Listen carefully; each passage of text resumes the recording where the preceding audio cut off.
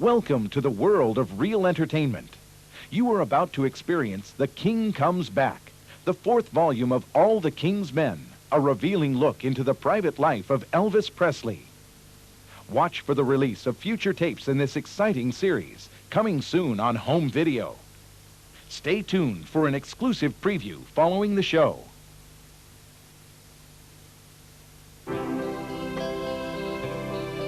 The world remembers Elvis Presley as the king of rock and roll, but he was much more to 5 loyal friends. Cousin Billy Smith, teenage companions Lamar Fike, Marty Lacker, Red West, and Red's cousin, Sonny West.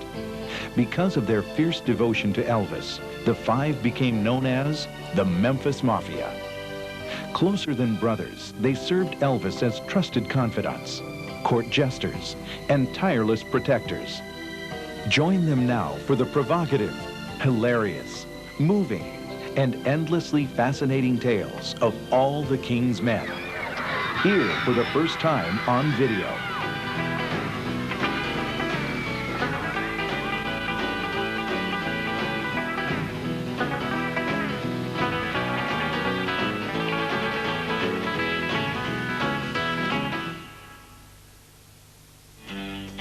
Hollywood in the 1960s softened the public image of Elvis Presley. The rock and roll rebel was now Elvis the movie star, performing only for the camera. From European royalty to celebrities, everyone wanted an audience with the most popular man in America. Elvis was the undisputed king. Then the unthinkable happened. Overnight, Elvis was dethroned by 4 rockers from Liverpool. Hardcore fans stayed loyal, but a younger audience turned their backs to Elvis and turned on to the Beatles. Even though the Beatles gave Elvis credit for their rock and roll roots, he was still jealous. The fans were screaming for the Beatles, not for him.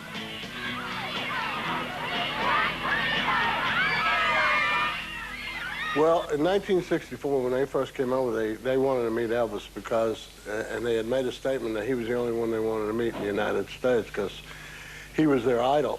But at that time, quite frankly, Elvis didn't want to meet him. But it was fortunate enough that, because they wanted to see him in Memphis, and we were in California at the time. So instead, the colonel sent him a gift. Why he sent him a holster and guns is beyond me, and cowboy hats, but that was his idea of a gift. The following year, in '65, they came back over and was gonna play the Hollywood Bowl.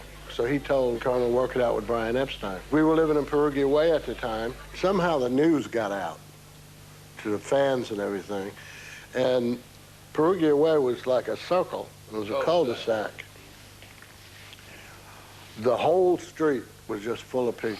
The Beatles pulled up. We had 2 big wooden gates on the property, and we had to keep them closed until we found out that they were outside in the car. We opened up the gates, and they came driving in. So we go in and sit down. Elvis is sitting in his customary seat on the couch, and there was some of us sitting around him. I was sitting in a chair over here, and the Beatles, we pulled up chairs and stuff, and we had chairs for the wives, and the Beatles were like this with Elvis. Just, nobody said nothing. They were just staring at him. And he looked over at all of us, and finally he looked at him, he said, hey, look, if you're going to sit here and stare at me all night, I'm going to bed. He said, and this would surprise me, because he never used this expression before. He said, this is not like the subjects coming to see the king. And that's really the first time I ever heard him refer to himself as that, because he didn't like when people said that. He said, I thought we'd just sit and talk and jam a while. Well, when he said jam a while, they went nuts, And there's a big piano on the other side of the TV against the wall, and he had some guitars out there, and I think Ringo was beating on something other than a drum, if I remember. No, I offered him some, we had some bongo drums, and I said, play these? He said, I don't play those. Really? Sonny and Ringo and I wound up shooting pool while all the conversation was going on in here. Yeah, really? He said, let's shoot pool, so we went out there and played some pool. And I know that, pool. Yeah, and then eventually the colonel, he sent Esposito in to say, the casino was open because we had this cocktail table that it unfolds into a roulette wheel. And so the Colonel and Esposito and Allen were going to be the bankers. And they cleaned Brian Epstein's clock that night. From what I heard, they took everything he had in his pocket, which was about $2,000. You know, they took the money. John and Elvis start kidding each other because they were singing each other's songs, going back and forth, you know. Elvis and Paul took turns playing the piano, and George and John had guitars, and they were playing. That probably would have been the biggest selling record of all times. And so when they were about to leave, you know, everybody was saying goodbye, and John said to Elvis, hey, look, you know, we're living up this house on Mulholland Drive. Why don't you come visit us tomorrow night? Elvis says, well, I have a previous commitment. So he looks at us and he says, well, some of you guys come out. When they left, Elvis says, go visit them, forget it.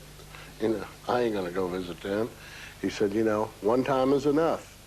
It's exactly what he said. And then the next day, Billy, myself, Jerry Schilling, and Richard Davis went up to the house where they were staying in the afternoon before Elvis got up. And they were beside themselves. John said to me, he said, you know, I can't tell you what last night meant to me and the other guys. He said, he's the only person that we wanted to meet and that I personally wanted to meet.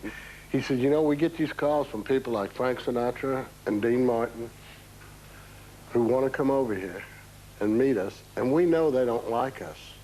They want to come over here because they know we got all the girls.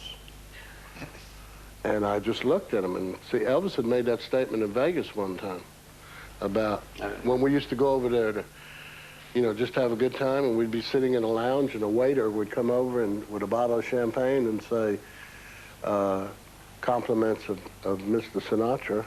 He would like to invite you over to his table and join him. And Elvis would say, well, tell him thank you, you know, but we're about to leave. And then when the waiter would get out of earshot, he'd say, he said, I know why they want me over there. He said, they want the women that I attract. I don't think those guys had much trouble getting women. And they were getting ready to leave to do the show at the Hollywood Bowl. And Paul said, well, why don't you guys come with us? And we said, no. No. Don't want to do that. It upset Elvis. We're going to go back to the house. We put somebody else first. Yeah. I remember one night when Jerry Lee...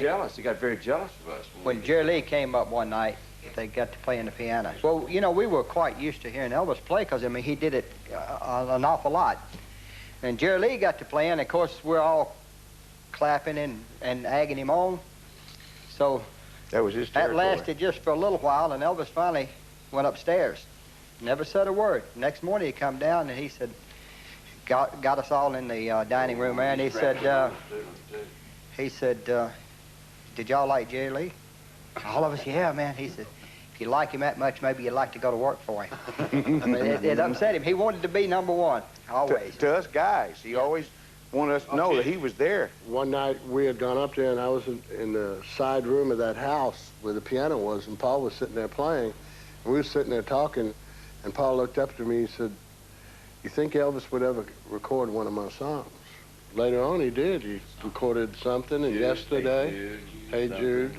You remember he talked about their music, the loudness of the music itself, and them not so much out front. That's when he got on that kick about, you know, I want my voice held down and the music coming out. Right. You know, Red knows more about that. Yeah, and he also, Sonny and Cher, he liked their sound, and I happened to know that they recorded Gold Star there in Hollywood. I said, boy, I wonder what they used. I said, well, I can find out.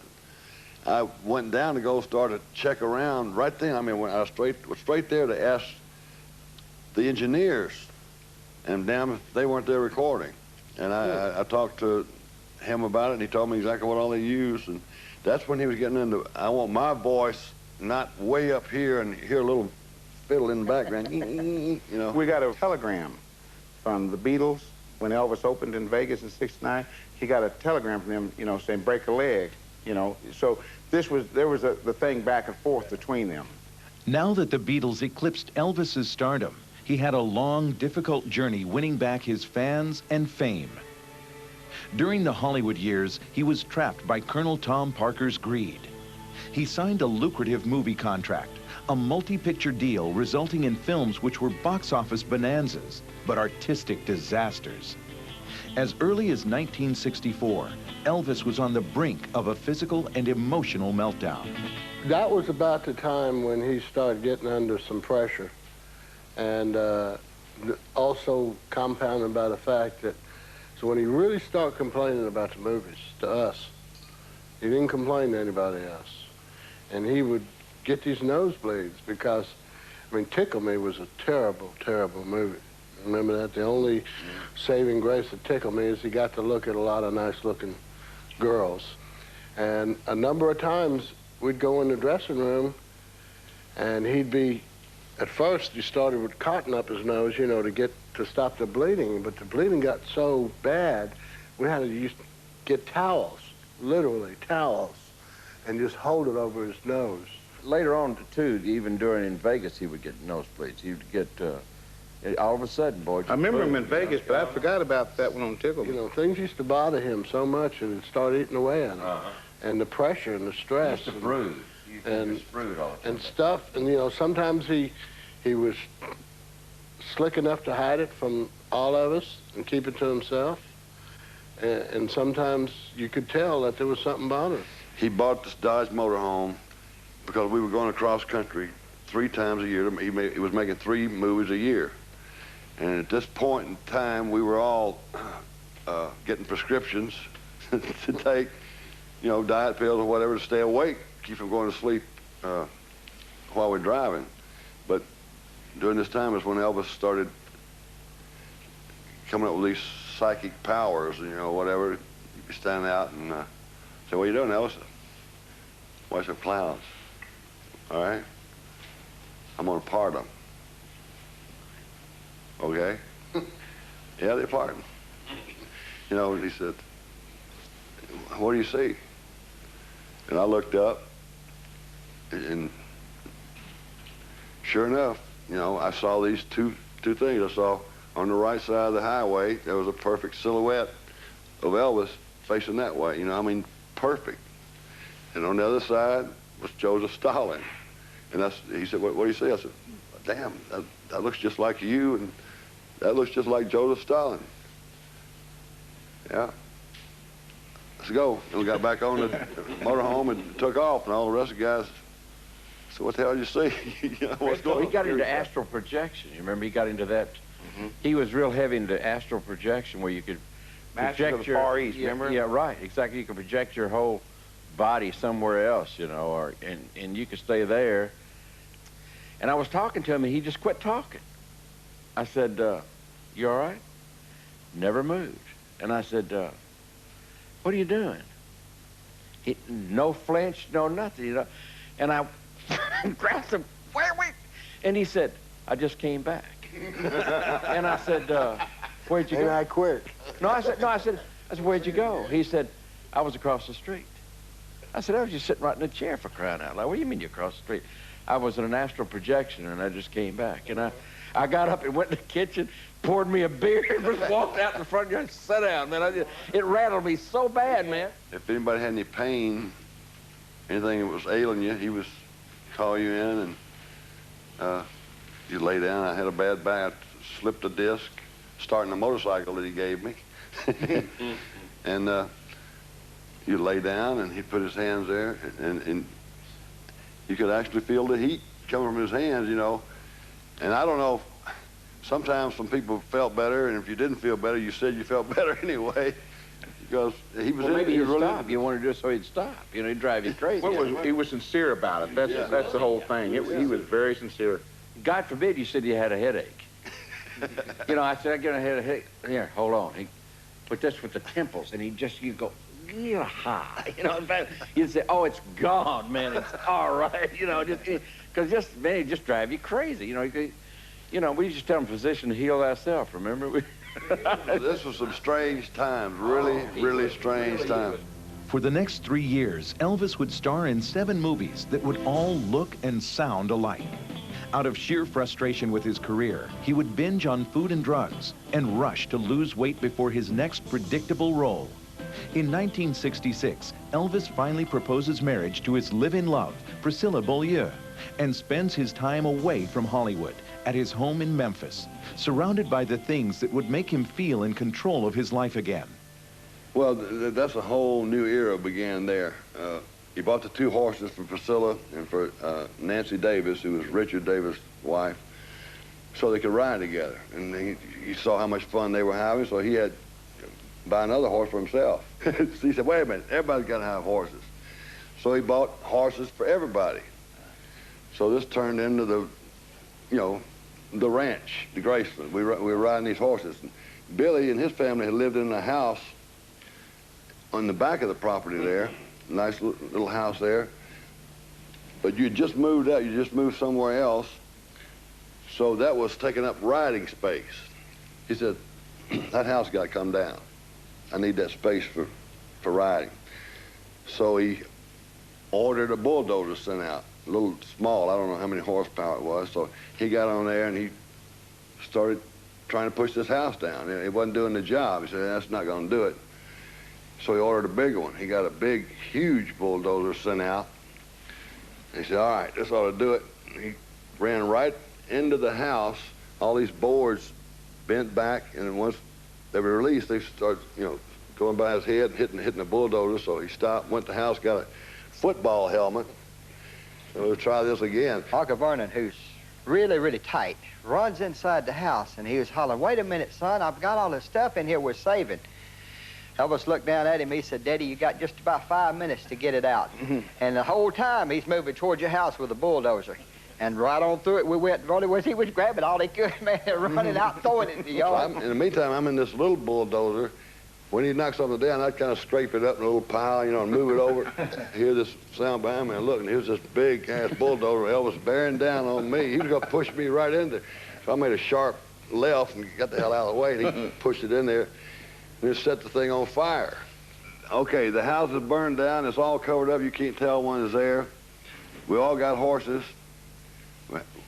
Riding around Graceland. Then he got the idea about, I own a ranch. So he went out and started looking for property and found what he called, named the Circle G down in Mississippi. And a beautiful ranch down there. It had Santa Gertrudis cattle. He's away from Graceland now. He wants to live down there. He said, well, this is a ranch. We got to have trucks. Yeah, rancheros. So he bought everybody trucks. Everybody had pickups, rancheros. He tried to give them away to everybody he saw. No, he didn't try to. He did. Yeah. He gave one. He wanted to give one to the guy who sold the trucks to him. The surveyor came out to survey. He said, you need a truck. Carpenters were building a fence out in front of the house. He wanted to give them. He said to Alan, see that guy over there, give him a truck. Alan says, Elvis, you already gave him a truck. And one night about 2 o'clock in the morning, it was a mixture of rain and snow. The ground was just muddy.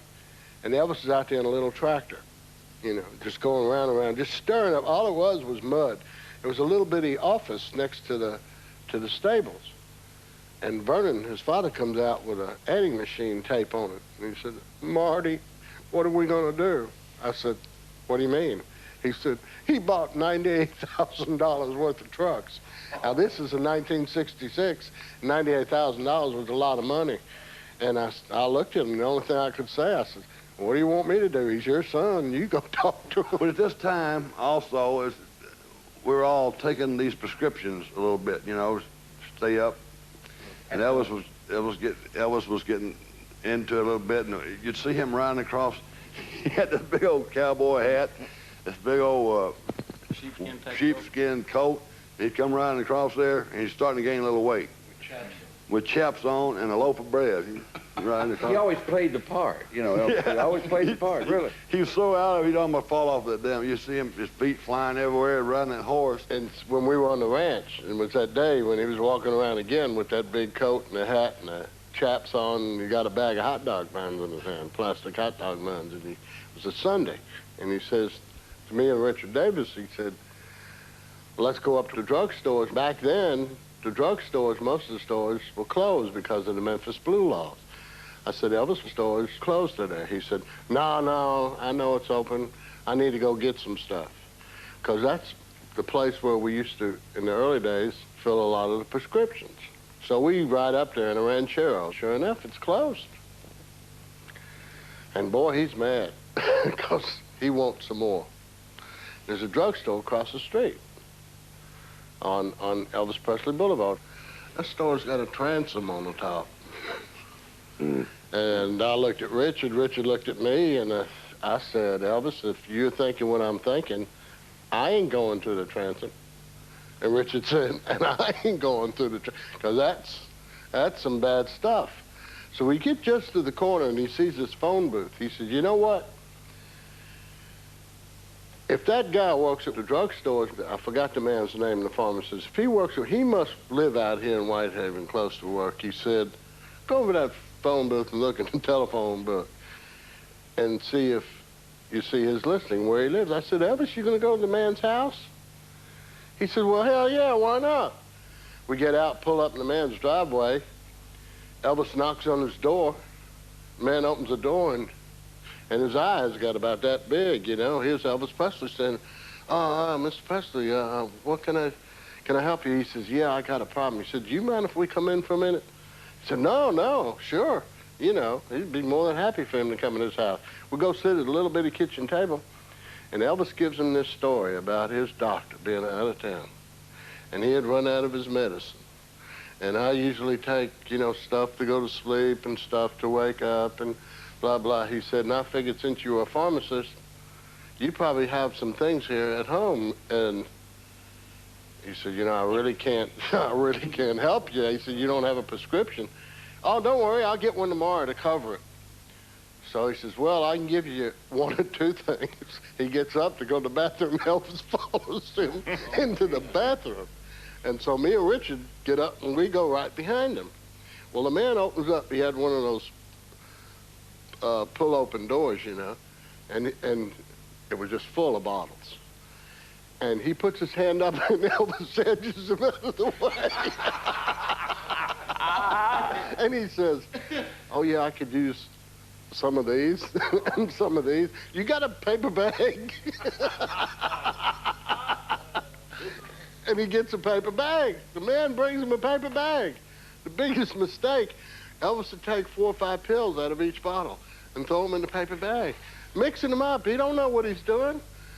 We walked out there with a small sack full of pills and walked out. He said he couldn't wait to get out of there. He said, thank you. Sounds experiment. He was gone. Elvis's 25th movie was scheduled to begin shooting in early 1967. The pressure of returning to Hollywood, combined with his upcoming wedding, would cause Elvis to manufacture a way out. He was so tied up in the ranch and the trucks and the trailers and the horses. He was having such a good time for the first time. He didn't want to do that movie. And he was, you know, and plus we're into the pills and the things like that, and he was taking quite a bit. And like I said, he was riding across the range with a loaf of bread, and he'd still riding it. He'd eat a piece of bread and keep going. And he gained a lot of weight. At this time, he slipped and all and hit his head. I stayed in the room with him for about 2 weeks. Give him a chance, he was losing weight. And I don't know that was the exact time, but the thing of it was, Elvis very seldom ever talked about his business at all. I mean, that was something between, you know, him and Colonel. He never related his business things to us, except what he wanted us to know. But he was ranting and raving about the Colonel. He's got these things going on. He said, I don't want to do it, damn it. And he said, you know, he's putting all this pressure on me. And when I'd asked him why, he'd back off. You know, I said, well, what's he putting on you, you know? And he'd just say, you know, these same old movies and stuff like that. But he would never go into any real heavy detail. One of the other reasons that he fell is because of the wedding. He was supposed to have gotten married before May. It was originally supposed to be in December. And then they said April. And he was trying to wiggle. And and his way of wiggling is to put it off and put it off and put it off. Elvis marries Priscilla in May of 1967. Bending to pressure from her parents, and the Colonel, whose main concern was keeping Elvis's wholesome image intact. Outwardly, Elvis would appear happy with his new role, but the marriage would cause an immediate strain on his relationship with his close friends. The king added a queen to his court. Priscilla now is starting to take on the same role Elvis is. He molded this girl this way. That's right. I mean, you know, she sees this, how Elvis handles this group. You're right. And she done pretty much the same thing with the people that she could. I mean, you know, she'd take one of the wives and order a Coke and say, hey, you know, get me a Coke. I mean, you know, this type thing. Of course, a lot of them would tell her just simply, you know, get it your damn self. Your feet ain't, you know, they're not broke. She started, like Billy said, thinking that she was going to take over. And Elvis had asked me to go with her to buy furniture and stuff for the house. If I had a chance to sleep later than 4:30 in the morning to go to the studio back then, you know, I'd sleep. The stores didn't open till 10, so I'd sleep till about 9 o'clock. Well, she used to bang on the door, my bedroom door, you know, to get me out. And I said, go away. You know, I didn't care who she thought she was. I said, go away. I don't want, you know, we got time, we got time. She said, you get out of here right now, like that. And I said, go away. You know, most of us, I mean, we were respectful to her to a point because of Elvis. Well, you know, she was not Elvis. You know, giving the devil his due and the whole thing, but I mean, that had to be a difficult set of circumstances, living around a bunch of guys when you married to one guy. I mean, what she wanted was the place clear. But and I mean, trust me, I'm not giving her any credit for anything. I'm just saying that wasn't easy, but she knew it going in. Oh, she worked on that. And she knew it going in, and it's like, you know, if you know something going in, then you shouldn't complain about it later on. And she knew about it going in because it started over in Germany. We were always around her, and the whole thing. Back then, it was okay because she was gaining ground, you know. On the other hand, she knew what she was getting into. 9 months to the day after the wedding, Lisa Marie Presley was born. With her birth, Elvis had a renewed zest for life. I was at the hospital when she was born. I was sitting there with Elvis the whole time. We were there waiting. He was nervous and jittery, you know. Yeah. As a matter of fact, he was so nervous and jittery, he didn't want a whole lot of people in the same room with him, except 2 or 3 of the guys. And, you know, he wanted everybody to wait. So because of that, I just, you know, I went down there briefly, and then I didn't come back to the hospital until after the baby was born, and Priscilla was upstairs. And I came up to see her and the baby, and he was just walking out of his room down the hall, her room down the hall, and he said, come on in here. And I went in there, and Priscilla was in the bed, and I congratulated her, and then later he said, let's go down and see the baby, and I went down there with him. I mean, he wanted a boy, but he was just so happy. He called himself the Happy Pappy. Elvis and I took her to the doctor she had to get a shot immediately for something. I forgot what it was, and he could not stand to hold her. You know, the little girl, he couldn't hold her while this doctor did this, so I had to hold her still when she was a baby. You know, we had a lot of things that went on, you know, people don't know about. You know, sure. She cried when she was getting a shot. Oh, God, screamed, and Elvis just couldn't stand and watch. Lisa Marie's birth brought with it a renaissance for Elvis. His life seemed to have purpose once more.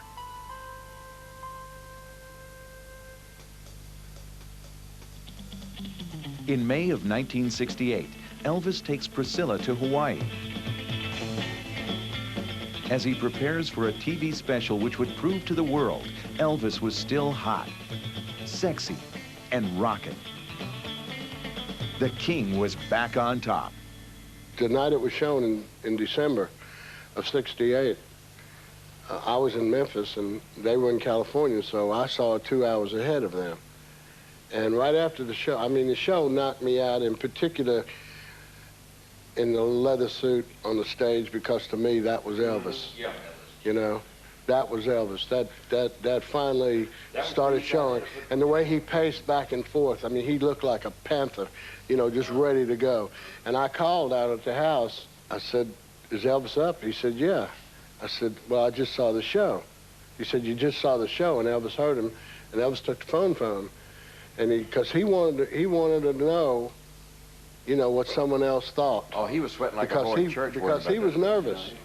He was nervous, and he got on the phone, and I said, let me tell you something. I said, that was fantastic. If for nothing else, then you showed them the real Elvis Presley, as opposed to what you've done in the movies. And he said, man, you couldn't have said nothing better to me. He didn't know if he was going to come back or just completely hit rock bottom. That's the first time, Billy, I remember that statement being said, my boy, it's good to be back. At the famous Memphis recording session of 1969, Elvis finally realizes how critical it was to steer his own career.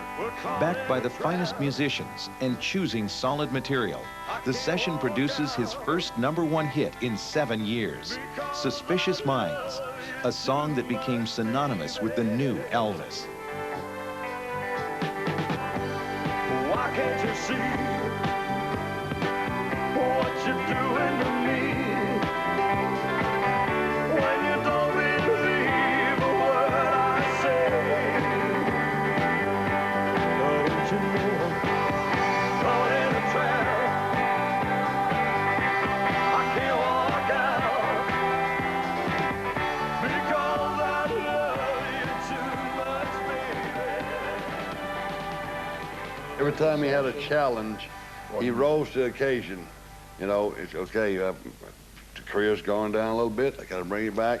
Got trimmed, we worked hard at it, and he rose to the occasion and showed what he had. I'll give you a perfect example of that, of the challenge. The first of '69, when he did the Memphis session, after that first night, remember coming back in the car, Sonny, Red? Yeah. He was just saying how great that felt, because it was songs that he wanted to do, it was musicians that were great, and what have you. And we were driving back to the house, daylight, and he turned around.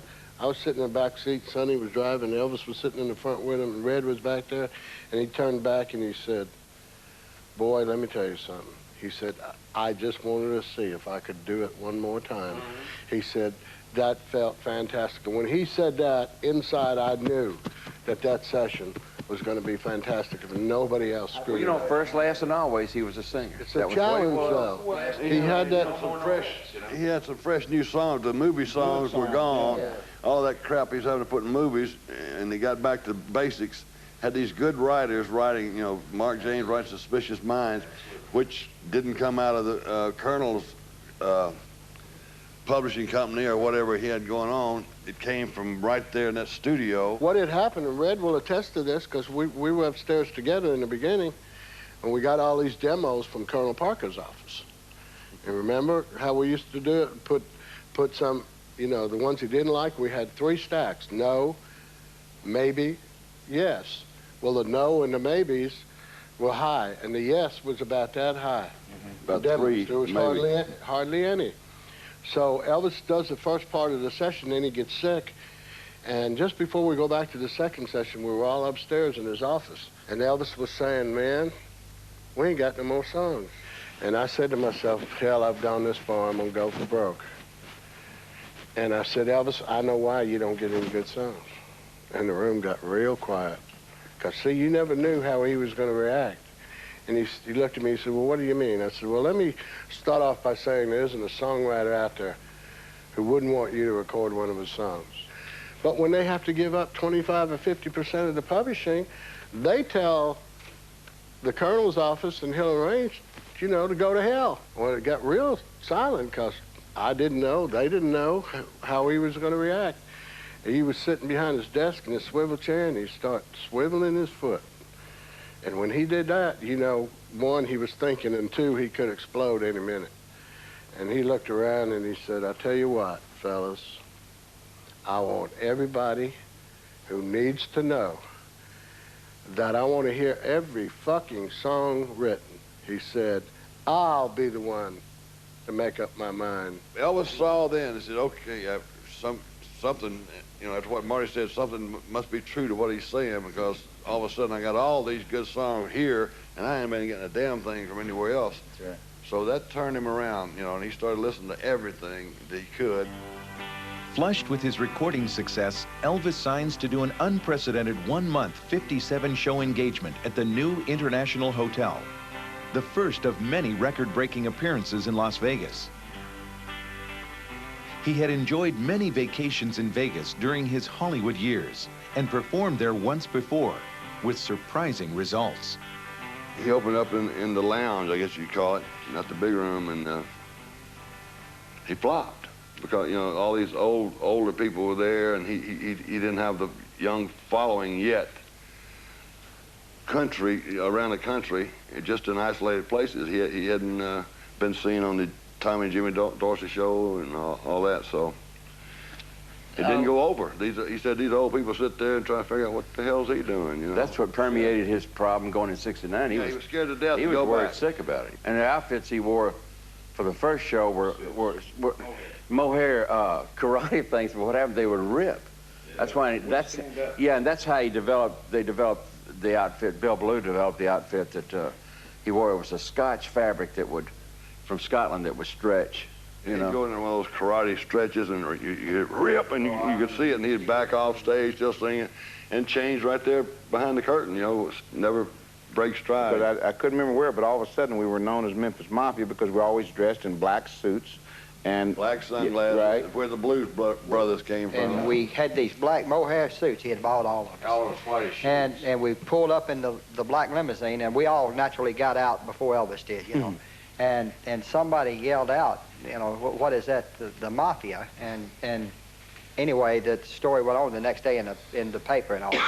Elvis arrived at so-and-so with his group, the Memphis Mafia. In Las Vegas, there was some funny things that happened. You had this long table that went right up to the center stage, and women were always somebody was always trying to get up there, and Sonny's on one side and I'm on the other side, and we literally would run out in the middle of the stage, grab one and guide them back to the seat, you know, and Elvis would laugh and keep going. But one time, the last song, the curtains come closed, and Sonny walks in with this curtain, I'm walking in with this curtain, and Elvis standing there in whatever bow he ended up in. Well, this girl with a short miniskirt is cutting down, walking on this table in the center up the stage. She jumped up on the table, knocking glasses, and she didn't give a damn. She just saw what was ahead. People were laughing, you know, and moving stuff for her to get up there. Just as she got there, Sonny and I pulled the curtain closed, and she hit the curtain, and I felt her, so I turned my back and I just reached around.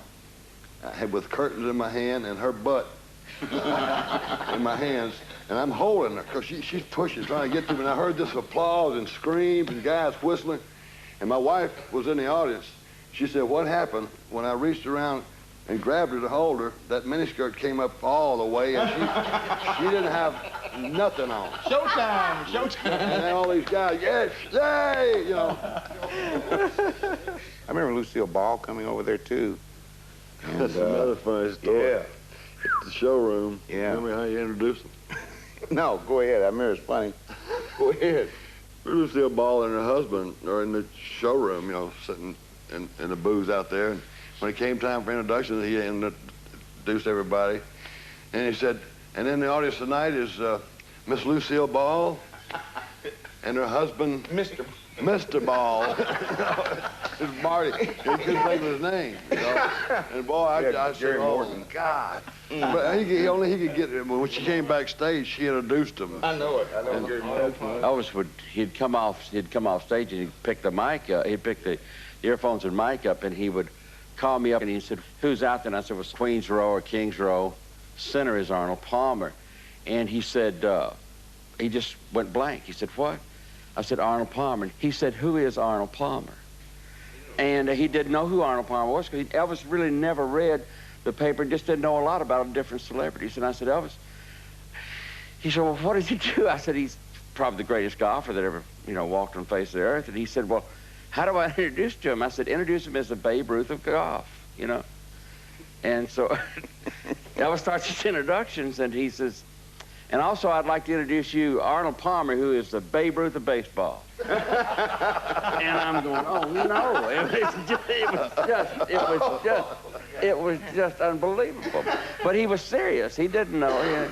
And Arnold came back. Mr. Palmer came back later on, and I said, I said, that bother? He said, no. He said, it didn't bother me, you know. And he said, and Elvis got really bothered about it. He said, Lamar, he said, why don't you walk him out to his car? So I did. We got out to the, and I said, Mr. Palmer, I said, where's your car? He said, it's about a 3-iron over there. Elvis, on his introductions, when he come off for his false exit, you just gave him everybody out there at once, and you'd either write them down or tell him. He'd try to remember them because, but his memory, Elvis would walk 2 feet and forget what you had told him, you know.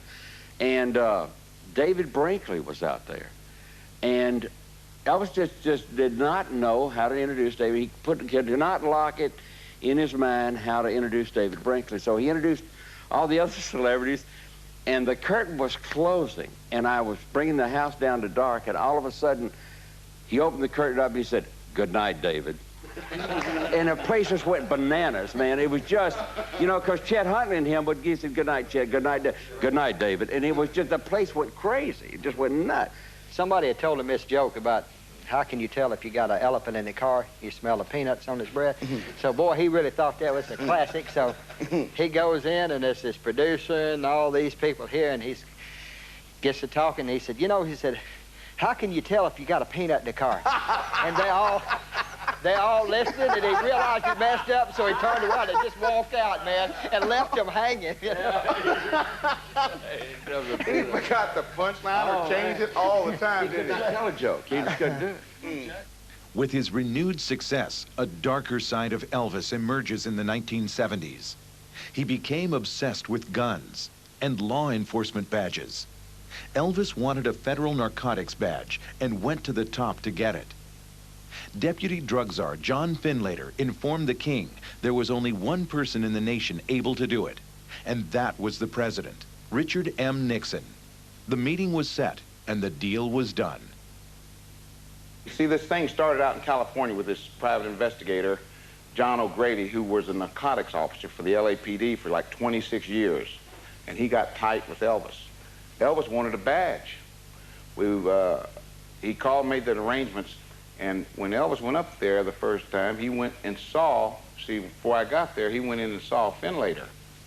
And Finlater was very nice, very pleasant, but said, I can't. I'll give you an honorary. He said, no, I don't want an honorary. He said, I want the real thing. He said, well, Mr. Presley, I'm sorry, I'm not authorized. I just can't do that. And he said, well, who can? He says, the man. And it was President Nixon. He said, yeah. He said, okay, I'll see him. So that's when he left and went out and left a note with the guard, White House guard at the shack there at the entrance saying, you know, Mr. President, so-and-so and so-and-so, I'd like to have a meeting with you. I'd like to talk with you about some things. I signed it and handed it to him. And an hour later, we get a phone call, and it's from Bud Crow. He had called over and talked with Jerry. Because, see, I still hadn't got there yet. And he confirmed that it was Elvis, that this wasn't a prank, that it was Elvis. So I went up there, I got to the hotel, took a cab to the hotel.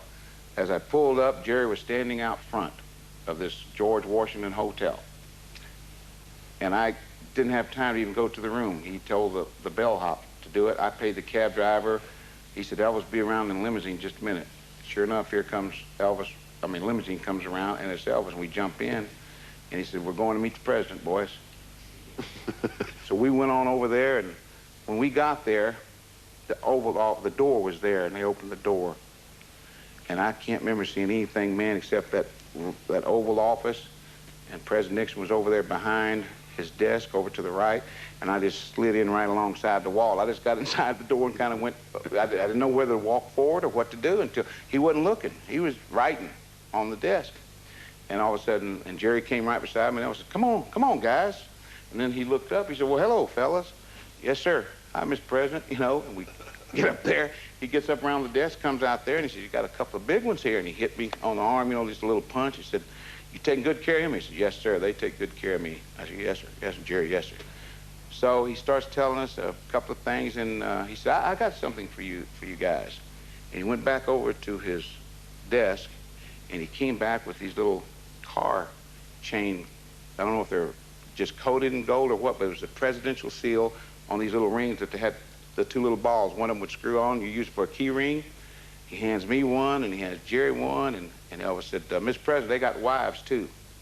He said, oh. And he went back over there, and he came back with these little pennants that you pin on with the presidential seal. Well, how many other people you know would do that, you know? But this is the way Elvis was. And I forgot to tell you I wasn't there, but he told me later, and told the rest of the guys too when he got back home, that when he first went in there and he met the president first, the president stood up and walked to him, shake hands. He said, "You dress kind of wild, don't you, son?" Because he had this fur suit on, these glasses and everything. And Elvis was very quick-witted. He said, "Mr. President, you got your show to run and I got mine." And that was the truth, because the president, you always see him in these suits and everything, and Elvis, you don't know what you're going to see him in. This whole thing was over him wanting that narcotics badge. That's why we went there, and he was going to get one, and when he found out the president was who it took, he went to the president. And he got the badge, yes. and he also, his name was entered into the book of the he national, had his own book. Every agent in the United States, there was Aaron Presley. Sure. It's amazing. He wanted it for two reasons, he said. One, because as a federal agent, he can carry a gun over a state line. Because the other badges were only good from the municipality he got them from, but the federal badge, you can go across state lines with guns. And secondly, he said to me, if I got something in my kit, in my bag, he said, ain't nobody gonna question me because I'm a narcotics agent. What it took, he did. He did what it took to get what he wanted. Riding the second wave of his popularity, Elvis would now face threats to his personal safety. We got mail all the time down at the desk down there. They just had cardboard boxes, and people were writing Elvis from around the world, fan letters, and they would just throw it in this box, and we would bring up the box. And one of them had this menu that they had in the showroom, you know, with a picture of Elvis on everything. You open up, and inside your choice of entrees and wines. So someone had taken that and drew a gun pointing to Elvis's heart, and then written backwards was guess from when and where, or from whom and where, I don't know, but you had to hold it up to the mirror and it would read right back to you in the mirror. And his face was all scribbled out. And they said, this is a sicko, this guy's sick. And these menus are in the showroom, so that means he's probably already been in the showroom. I remember I walked in the suite and Elvis was stalking back and forth. Sonny met me. You know, it's been over 2 years since we've spoken. He come running up, hugged me, said, "God, it's good to see you again, Red." And said, "Here's what's happening." He said, then he explained to me about this death threat. He had tears in his eyes. He said, "I haven't done anything anybody in this world for them to justify killing me, shooting me, or anything. And if it happens, guys, I want y'all to get to him first. Before any of the authority, I want you to get to him. I want his eyeballs ripped out. I want his tongue ripped out. I want the guy to look like the animal that he is when he goes in front of those cameras." And we swore to him we would get to him first. We had it where we were, if he saw him, if he raised up with the gun, we were either to shoot if we had to, or run and dive right off the stage and take him down. That's what, we were going to holler floor, and Elvis was just going to jump down on the floor because he wouldn't be seeing where it was. But that was the key. If we said floor, he was to just jump down on me, and he did that show. He kept moving, getting sideways. It was on his mind the whole show. But the trooper in him, boy, it went on because he was told he didn't have to go on. He told me when he came back that when he was up on the stage and when he started "You've Lost That Loving Feeling," he always started with his back to the audience and a small light right on his back. He said, I was standing there with the microphone in my hand. He said, this is it. He's going to get me here because he's got a target. He said, then I looked at Ronnie Tutt, the drummer, and I said to myself, you poor son of a bitch. If he misses me, he's got you. Yeah. Now, can you imagine just going through somebody's mind and still putting on a show? So you got to hand it to him. The guy had something going for him. He said Alex Shufy from the hotel came in his dressing room and told him, he said, Elvis, you don't have to do the show tonight. And he said, no, I'm going to do it. He said, if I let this guy scare me this time, you know, I'll never go on. When the show opened, I'm looking at the band, and I see two new members. It's Sonny and Jerry. They're sitting on each side, one way or the other. Yeah. They're sitting there watching the audience. You know, and the lights are up a little bit. They had to raise the lights up so you could see everything. And I'm standing along the wall back here in the back, you know, watching what's going on. And it turned out kind of funny, but we're all sweating bullets, you know. And I saw this one guy in the audience who kind of was turning around looking at me, and I said, well, he's looking at me wondering what I'm doing, so it looks suspicious. So I'm watching him the whole damn time. The guy could have jumped up over here and shot him. I would have watching this guy. But the whole show, I watched him, and he was watching me. And when the show was over, you know, the curtain came down. He was safe. I walked over to this guy and said, "Can I see you? You got any identification?" He said, "You got any?" I asked you first, you got any identification? I said, "Have you got any?" And we showed it down. He was FBI, and I was with Elvis. The man who revolutionized music in the 50s, floundered and then reinvented himself in the 60s, now found himself in the 70s, trapped in another suffocating contract forced on him by the Colonel. Can you imagine, all right, we were there a week before to rehearse. Then he's there 4 weeks, 2 shows a night, 7 nights a week. Absolutely. Then Grueling. the 2 weeks after to wind down, go and see other shows, Tom Jones, Bob Newhart, everybody. But you can't imagine the pressure and everything involved in being in Las Vegas for 4 solid weeks working, another week to rehearse, 2 more weeks after was kind of playtime, but 2 shows a night, 7 days a week. Nobody does that. No, not anymore. And that might kind of explain some things to people, the pressure that somebody like that is under, and we're under, not only with our families, but constant pressure from him, from the Colonel, from everywhere. Casino managers told me one time, said, "Colonel, when he plays, his money's not worth anything because he just bet all over the table." It was horrendous. And, you know, Elvis felt like that part of the problem was that one of the reasons he was playing so much was on account of the Colonel owed so much. And he really got upset about that. It was one of those things of where he, you know, the early parts of Vegas he liked in 69, 70, 71. After that, about 73, 4, and 5, man, he hated Vegas. He could not stand it. It drove him crazy. It was so hard, you know. That happened with everything. You know, the movies, he got tired of those because they got so bad. You know? Then he'd get tired of the road because that's the beat him grind. to death, too. Then he got, he always had to have a challenge. And the cities, the tours, turned out to be the same cities over and over and over and over. And then Vegas, the same stage over and over and over and over. And this took a heavy toll on him. He kept saying, "Man, there's a whole world out there, Colonel." That's right. Somebody asked me not long ago, said, "What do you think really killed him?" I thought it was terminal apathy. You know, he bored to death. He became so apathetic that he became a parrot of himself. And now, here are scenes from Collapse of the Kingdom, Volume 5 of All the King's Men. We arrive at the FBI building. An agent meets us out there and says, "Guys, if any of you are carrying any arms, we'd appreciate you leaving them in the car." And we said, "Yeah, okay." So I took out my one gun, Red took out his. Elvis was standing there, and the guys watching Elvis. He went 4, 5, 6 guns out there, and we thought that we had it. And I thought, he's got that damn Derringer in the foot, but I wasn't going to say anything. And he didn't say anything either.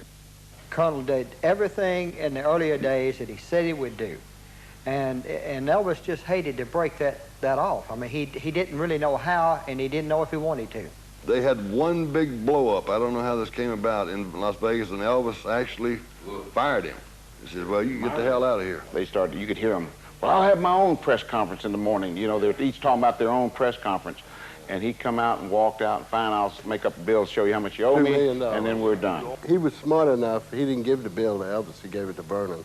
Oh, absolutely. And that scared Vernon to death. Vernon saw it, man, you could have driven an oak straw up his ass. I mean, he could not believe how much, that's a lot of cash. There's no way they owed him $2 million. Elvis told me, when Vernon told him, he said, asked him how he wants it, all at one time or installments.